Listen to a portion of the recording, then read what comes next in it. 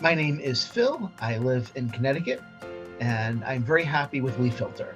I saw their advertising on TV, and I was very excited about that. I had some really crappy screens on top of my gutters that didn't do anything, and they were starting to fall off. So it didn't look too pleasing. And a tree actually came down and took one of my gutters down.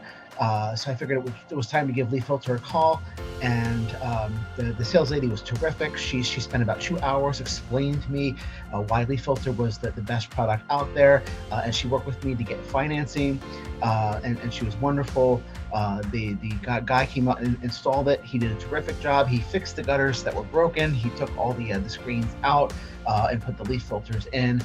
We've had a couple of pretty bad rainstorms out here, and they're fantastic. I don't have any debris in my gutters. They're all working the way that they're supposed to. So I'm very happy, and I